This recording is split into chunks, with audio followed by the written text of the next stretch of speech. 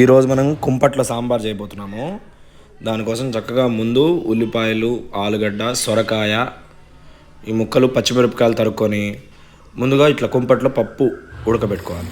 పప్పు ఉడకబెట్టుకున్న తర్వాత మనం తరిగిన మునక్కాళ్ళు ముక్కలు, క్యారెట్ ముక్కలు అన్నీ చక్కగా పోపు వేసి ఇలా మగ్గబెట్టుకోవాలి. కొంచెం ఒకసారి కలుపుకొని ముక్కలు వేగేదాకా, మెత్తబడేదాకా అలా వేయించుకోవాలి. తర్వాత ఉడికించుకున్న పప్పుని ముక్కల మీద వేసుకొని చక్కగా మెత్తగా ఉడకాలి పప్పు. ఆ పప్పుని ఇలా వేసుకుంటే బాగుంటుంది. తర్వాత ఒక గ్లాస్ నీళ్ళు, తర్వాత ఆ పప్పులో ఉన్న నీళ్ళు కూడా కొంచెం సాంబార్లో అట్లా పోసుకోవాలి.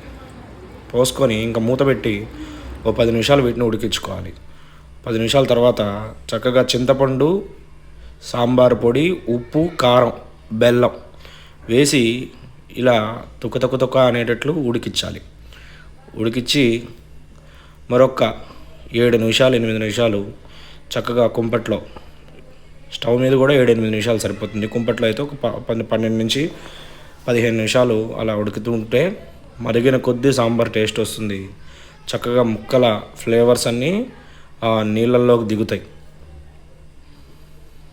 ఇది చక్కగా సాంబార్ కలర్ఫుల్గా అలా తయారవుతుంది. మీ దగ్గర కుంపట్ లేదనుకోండి, స్టవ్ మీద కూడా ఇదే విధానం తయారు చేసుకొని చాలా ఎంజాయ్ చేయొచ్చు. కానీ కుంపటి మీద సాంబార్ టేస్ట్ వేరే లెవెల్.